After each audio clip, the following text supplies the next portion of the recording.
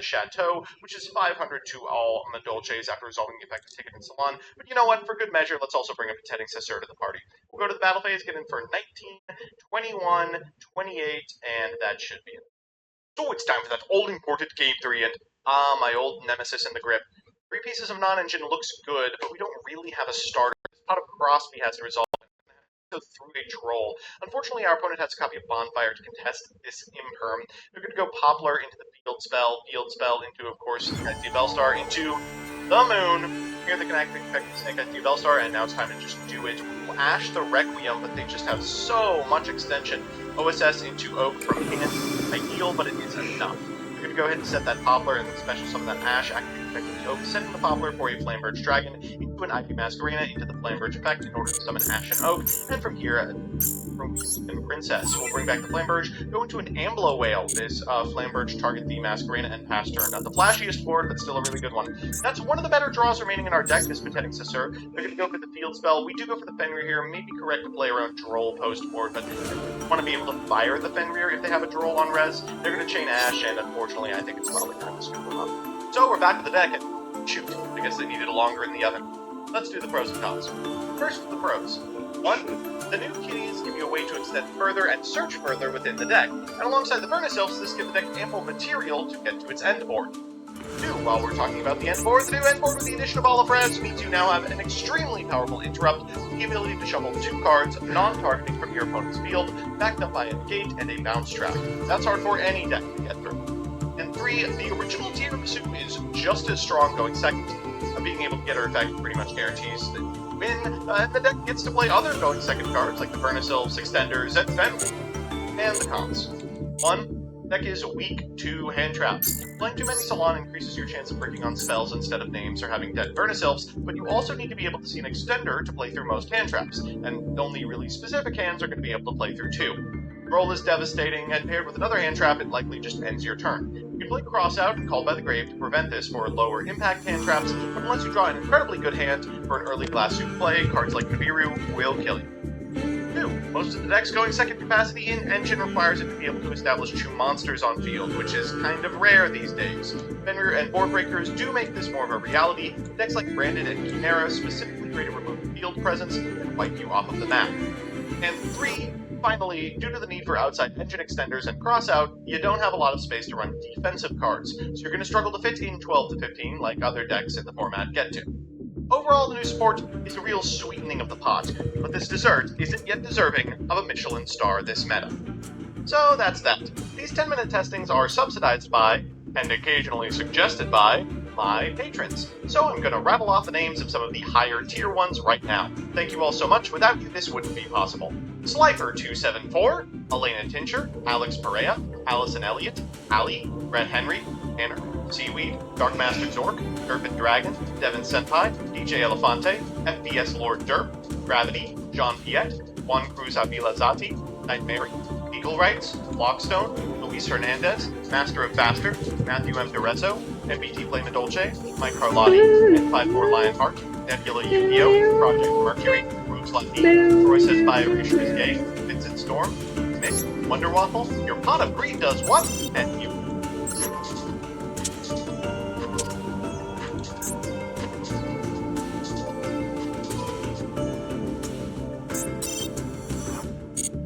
Why not? One game with them.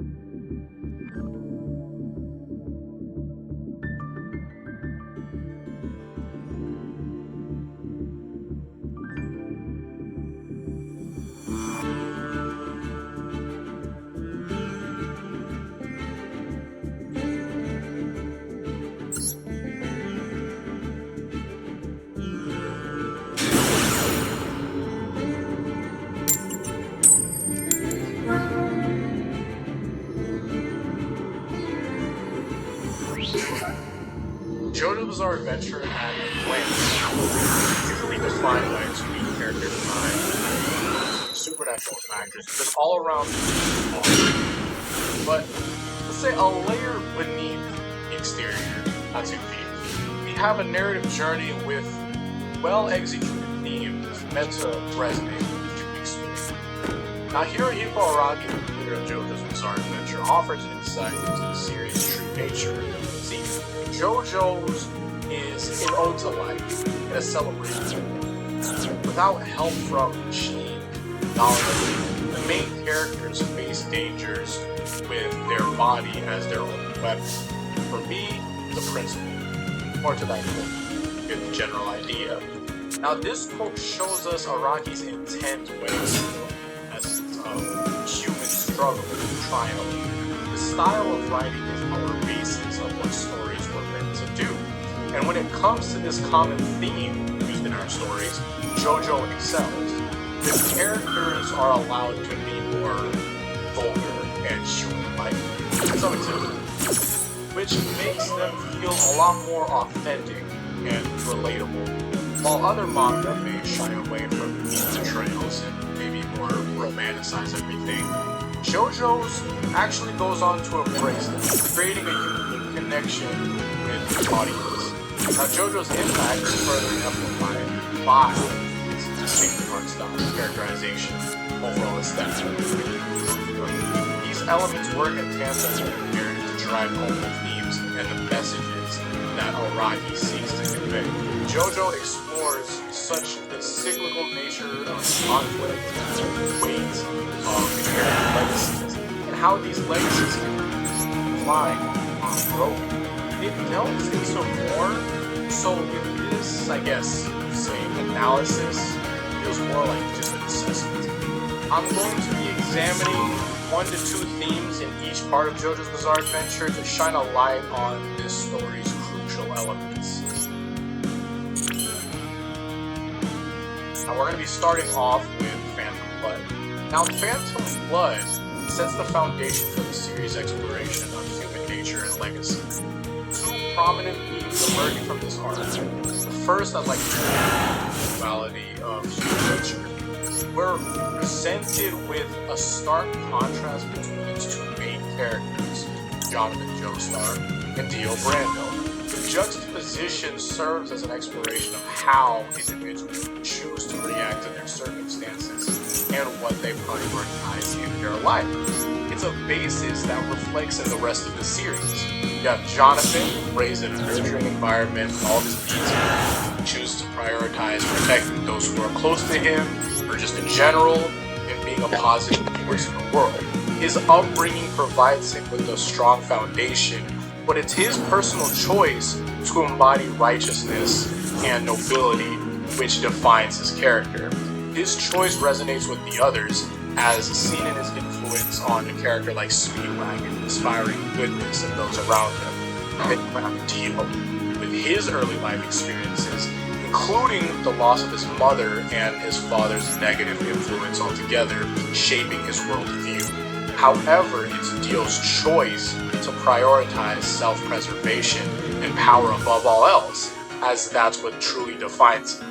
He reacts to the world's harshness by becoming harsh himself, deciding that ruthlessness is the only way to survive and thrive. And unlike Jonathan, Dio must resort to strong-arming and manipulating people into doing his bidding. His approach to gathering allies is based on fear, coercion, and deceit, reflecting his belief that power and control are the only meaningful currencies in life. And through these characters, Araki suggests that while our circumstances influence us, our choices and what we decide to prioritize in life ultimately shapes who we become. The series emphasizes that individuals have the capacity to choose their path regardless of their background. And the second theme that we have is on the weight of legacy and inheritance. The concept of legacy, both inherited and created, is central to Phantom Blood and sets the stage for the entire JoJo series. The Joestar family legacy, symbolized by their mansion and social status, initially appears as a blessing. but it becomes a source of conflict when Theo is introduced to the family, as it literally all goes down in flames. This explores how inherited legacies can be both, a gift and a burden. More importantly, we see how actions create lasting legacies. Theo's decision to use the stone mask transforms him into a vampire and sets in motion a conflict that will span generations. Jonathan's sacrifice at the end of Phantom Blood similarly reflects through time, influencing the future Joestars. This theme is further emphasized by the inheritance of the Ribble technique, passing from Zeppeli to Jonathan. It shows how knowledge and power can even be a form of legacy, transcending blood relations. Phantom Blood establishes legacy as this double-edged sword that can inspire greatness and drive to uphold ideals that serve the greater good, but it can also have a heavy burden, forcing the descendants to confront the issues and consequences of their ancestors' actions. Through these themes, Phantom Blood establishes the basis of this exploration of human nature and generational impact that will continue through the rest of JoJo's Bizarre Adventure. It shows that in our earliest part, that the series had intentions on maintaining the general message. Themes about how we are shaped by our environments, the choices we make in our response to these circumstances, and the long-reaching effects of these choices. And that was just in Phantom Blood. Battle Tendency, the second part of JoJo's Bizarre Adventure, builds upon themes established in Phantom Blood while also furthering new questions. And I think that's the reason why it makes sense on why parts 1 and 2 are packaged together a lot. Not just for the fact that it was the case that they were released like that in terms of the anime, but there is a direct connection with the two arcs. The first theme we addressed is about the power of relationships versus individuality. Another theme that's present throughout a lot of fiction.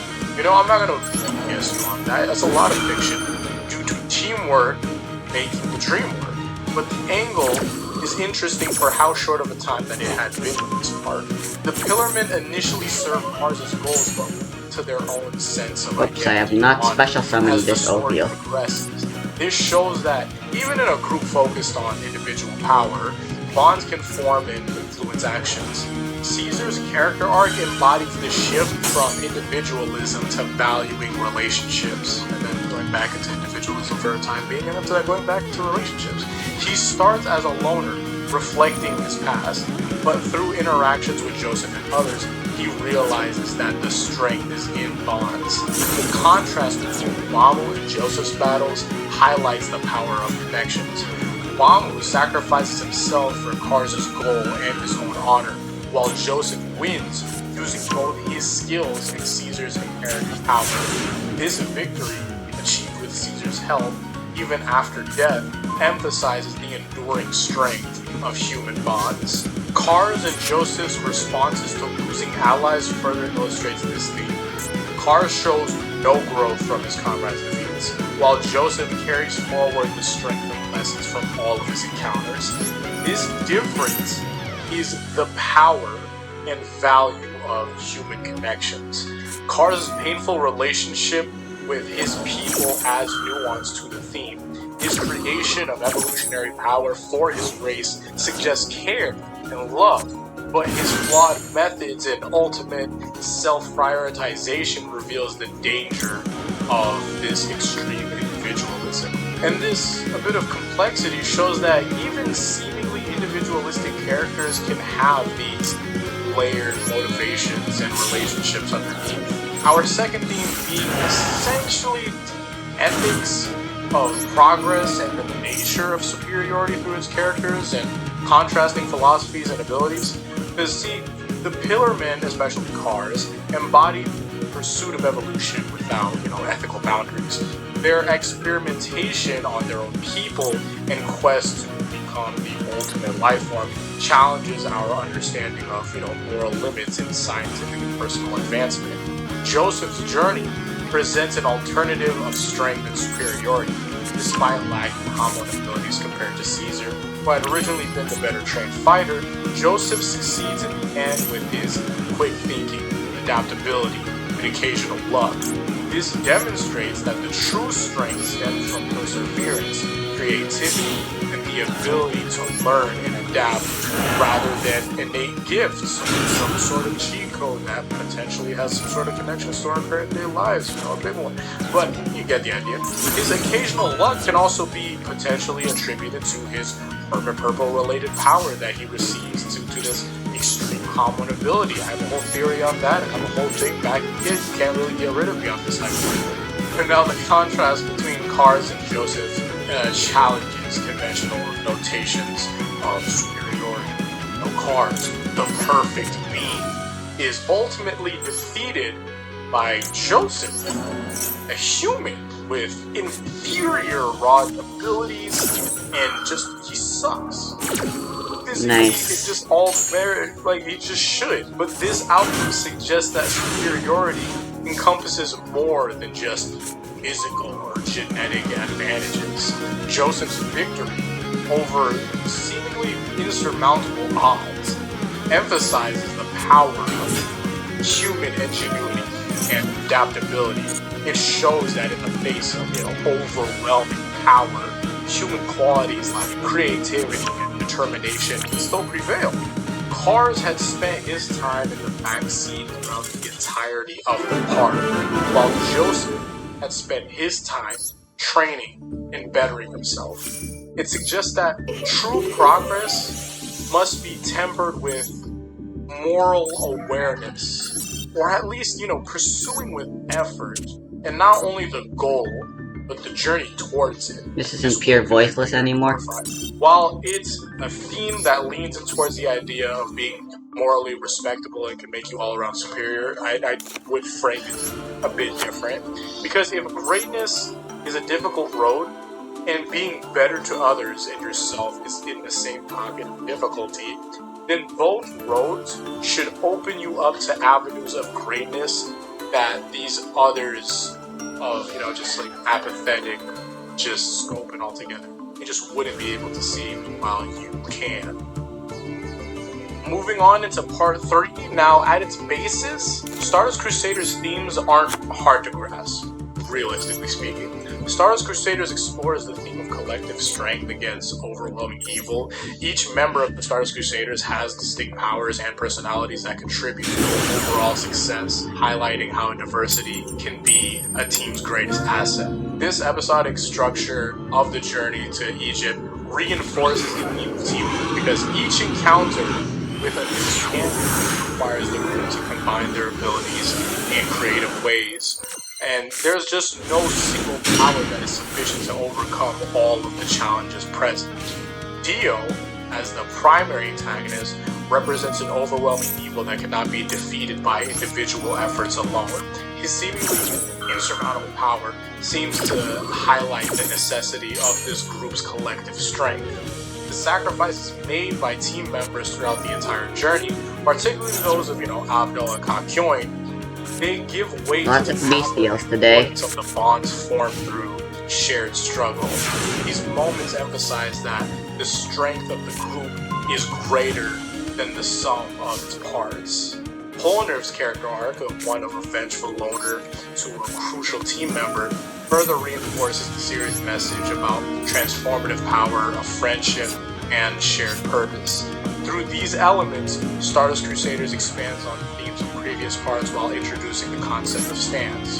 This new power system serves as a metaphor for individual potential, and while the story focuses on teamwork, this suggests that its potential is best realized through cooperation and mutual support.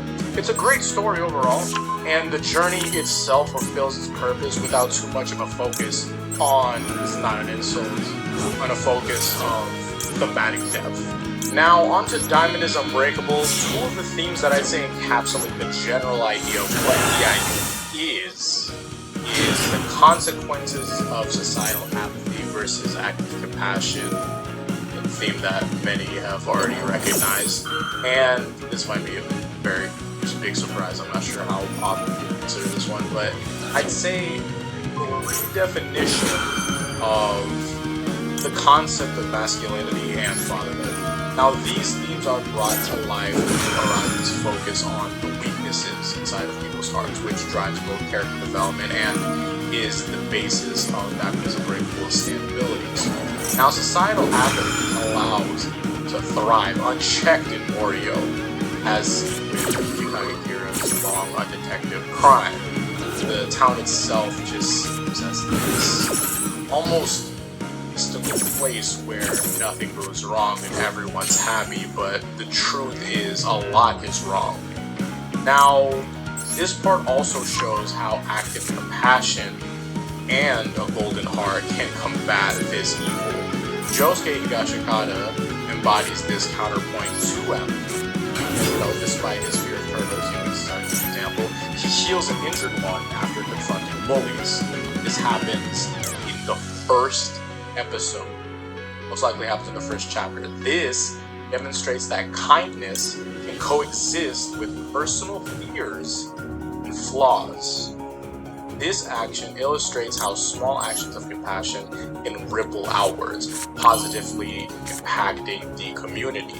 Now, the Morio Warriors actively engage with the community's problems, and they represent this rejection of apathy and a redefinition of strength. Their evolving stance, specifically Koichi with his echoes, and a better use of their stance with Josuke's Crazy Diamond and the hand with Okuyasu. They symbolize personal growth from confronting these inner weaknesses and choosing to act for the greater good. This evolution demonstrates how overcoming personal fears and taking responsibility can combat societal indifference and foster a positive change. Now, Diamond is Unbreakable challenges the traditional notions of masculinity and fatherhood through its diverse character portrayals, right? Kira's twisted family dynamic with his mother's abuse and father's enabling behavior represents a perversion of parental roles. In contrast with Josuke's upbringing offers a more positive counterpoint, as Josuke was raised by a single mother who played both parental roles with the support of her father, Josuke's grandfather, the policeman. Josuke grows into this well-adjusted, compassionate young man. He inherits his mother's ability to stand up for herself, and he has his grandfather's sense of duty. This background showcases how diverse family structures can still bring positive outcomes, I would know, defying conventional expectations of what is needed to raise a good man. And I honestly don't see this as like, I know that there's people often consider certain things where it's like, this is definitely a headcanon-esque interpretation of said thing, but I just don't believe that considering how deep we go with something, how much evidence we have towards it. Take Kira, for example, right?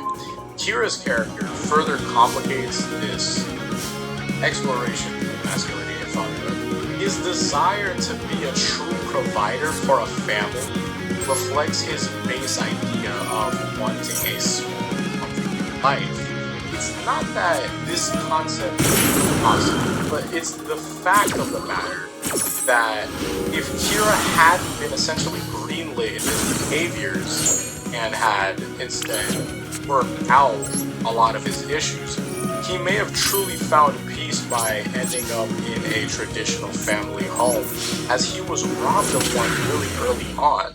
However, with his murderous urges enabled by his own family, this ultimately destroyed any chance of fulfilling this desire. This portrayal critiques parenting that avoids confronting children's flaws and the parent-child relationship itself. Yoshikage Kira exemplifies the destructive outcome of entirely non-confrontational parenting. His character emphasizes that true parenting and genuine love involve the courage to address harmful behaviors in those that we care for, emphasizing the importance of having difficult conversations rather than avoiding them. This approach suggests that effective parenting requires honest communications about problematic issues, explaining why they're harmful, and guiding children towards better choices, rather than enabling or ignoring their destructive tendencies. In addition to this, we have Koichi's character arc that particularly embodies this theme of redefining masculinity. His stand evolved as he grows to protect others, suggesting that true strength lies in the willingness to care for others rather than the traditional notions that we're familiar with from before. This evolution demonstrates how personal growth and the desire to protect others can reshape one's understanding of strength and manhood. Then you have Okuyasu's relationship with his father, which adds another layer to this theme.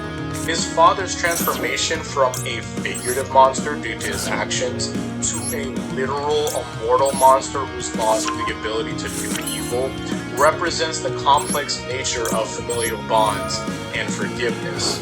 Okuyasu's continued love for his father, despite the great changes, illustrates how compassion and acceptance can persist even in the face of these dramatic and drastic transformations, challenging conventional notions of family dynamics and filial responsibility. These themes come together in this overarching argument that true strength and maturity comes from being actively involved in one's community, confronting inner weakness, and choosing empathy even about little things. The Morio Warriors renounce civic apathy and outdated notions of masculinity, choosing to actively protect their town. Their actions and the process of developing their stance suggest to break the cycles of violence and negligence. Conscious effort, collective action, and personal growth are all needed to get this developed society. Through these interconnected themes, Diamond is Unbreakable offers the thought that the cure to societal ills reaches beyond simple personal strength and in the realms of collective action, personal development too, and openness to this ability to show compassion, even in the smallest ways. You know? The part suggests that a golden heart, the choice to be kind, take action despite fear or inconvenience, can be a powerful tool against apathy, evil, and uplift the entire community. There is more I'd like to speak on, especially about considering the execution of this and how it did start with Shigechi of all things, but I feel like that's just for a different video altogether. Now we're going on into Golden Wind. Now Golden Wind focuses on characters who actively rebel against their predetermined roles in society, focusing on our protagonist Giorno Giovanna. Giorno had been born into a life of neglect, but after he had finally received care from, for the first time ever, for simply acting in accordance with his beliefs, he refused to accept his circumstances as unchangeable. His resolve to alter his fate is embodied in his dream to become a gang star, and trying to change the mafia from within. This isn't just a personal goal, it's a direct challenge to the societal structure that perpetuates crime and corruption in Naples. Giorno's ambition goes on beyond self-interest. He wants to reform Passione and explicitly vows to save the youth from narcotics. And I believe that this does insinuate keeping the mob away from the youth altogether, but that's me. Also, that's if we're recognizing that the dreams of Bruno are also the dreams of Giorno Giovanna, and they recognize that when young people are corrupted, the future itself becomes tainted. I feel like there's a lot of evidence to support that. And so by positioning Giorno at the top of the organization, he aims to protect the next generation and break the type of criminality that has held Naples hostage. This motivation adds depth to Giorno's defiance of fate. He's not just trying to change his own destiny, but alter the course of the entire community. We see this play out in this interaction with characters. Let's hope there's no Nibiru.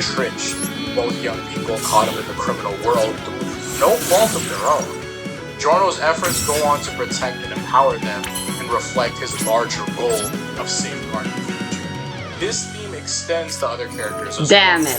Bucciarati, despite being part of the criminal underworld, uses his position to... They stopped that bit as I was about to do the OTK. It's a pivotal moment that shows his refusal to be bound by the expectations of his role in Passione. The nature of fate in Golden Wind is portrayed as a force that can be challenged through willpower and resolve. This is exemplified in the final battle against Diavolo, who represents an immutable fate with his standability to see and erase time. Giorno's victory over Diavolo symbolizes the ultimate defiance against this predetermined destiny. In addition to that, we have our second theme. Golden Wind emphasizes the importance of the journey over the end result, a theme encapsulated in the quote of Obakio's backstory, where the police officer had told us, "The result is not all that I desire. When you desire only the results, you start taking shortcuts. When you start taking shortcuts, you start to lose sight of the truth. And eventually, you lose your motivation too." It's within this theme that Abakio's character finds its way home. As a former police officer who took a bribe, Abakio learned the hard way that focusing solely on the results leads to compromising one's principles. His redemption comes from not achieving a specific goal, but from finding purpose in his journey with Bruno's team. What the fuck? Plays out in how the characters approach their missions. Despite facing overwhelming odds, Bruno's team never resorts to these underhanded tactics or sacrificing of their principles for an easy win. Each challenge they face becomes an opportunity for growth and self-discovery. Giorno's development entirely throughout the story is just an example, an amazing example, if anything, of this. While he has a clear end goal, it's the experiences along the way that shape him into becoming this leader capable of reforming Castione. That's one of the reasons why we have the whole arrow as this representation of growth for a different video that exists already to it. His growth isn't just about gaining power, but about learning to trust his teammates and making difficult moral decisions. The story structure reinforces the Their entire strategy is just done. rush towards its conclusion, but takes time to explore the character's growth and the bonds that they form. Each encounter, whether it be friend or foe, contributes to the character's development and overall narrative. These themes intersect and connect throughout Golden Wind, creating a story that explores the human capacity for change and the value of staying true to one's principles. By focusing on characters who define their predetermined roles and valuing the journey over the result, Araki crafts a story that touches on important tropes that exist in similar manga. It challenges the readers to consider how our choices and experience shape us, regardless of the circumstances we're born into or the end goals that we pursue. And finally, we're going to be doing this with Stone Ocean, as Steel Ball Run, JoJo and JoJo Lens do exist, but I believe that we can make a good enough point just using the 1 through 6 universe. Now, Stone Ocean taps back into the themes of the bloodline by exploring the weight of legacy and the fight for self-determination through its character struggles and choices. Jolene Cujo's journey exemplifies this theme. Initially rejecting her Joestar heritage, as Jolene is framed for murder and feels abandoned by her father, her stand Stone 3 develops, not as a birthright, but through necessity, and stand arrow, symbolizing her path to embracing her legacy on her own terms. This shows how individuals Wait, I can just destroy that and then that's game. legacies rather than being defined by them. Jotaro's actions illustrate this theme also, as his attempt to protect Jolene by staying absent backfires, drawing her into the very conflict. I was overthinking everything. This demonstrates how past decisions can have unintended consequences on the present, highlighting this inescapable nature of legacy. Now, Pucci, as the antagonist, embodies the continuation of Dio's legacy. His devotion to fulfilling Dio's will showcases how legacy can persist and evolve beyond their originators. Pucci believing that he's pursuing this righteous path, much like how the Joestar's legacy of heroism continues through Jolene. This parallel demonstrates how legacy can drive individuals on both sides of a conflict. The fight for self-determination is evident in Jolene's choices throughout the story. Her decision to remain in prison to protect her father and defeat Pucci, rather than escaping, shows her growth and into her own person while acknowledging her family's legacy. This illustrates how individuals can honor their heritage while still forging their own path. Other characters reinforce this theme. Oreo, born in the prison, fights against this predetermined fate. You also have Weather Report's struggle with his hidden past, which is connected to Pucci, which is there and for connected to Dio. Also further highlights tension between legacy and self-determination, but indirectly more so. weather report is trying to focus more so on definition of himself and is wrapped up into this whole mess. These subplots demonstrate how theme permeates through the entire narrative and affecting the characters beyond the protagonist, as this is an entire issue. I go on to say that if a character does bear the Joestar mark in this part especially, that they do matter a lot in the context of this theme. Then we're wrapping it up to the end, where this climactic battle against Pucci brings this theme to its peak, as you have Jolene and her allies choosing to risk everything to prevent this predetermined future, ultimately resulting in a reset of the universe. This shows how individual choice and collective action can challenge even, cosmic level threats, emphasizing the power of this self-determination in the face of seemingly immutable fate, as the same way that we had with Win.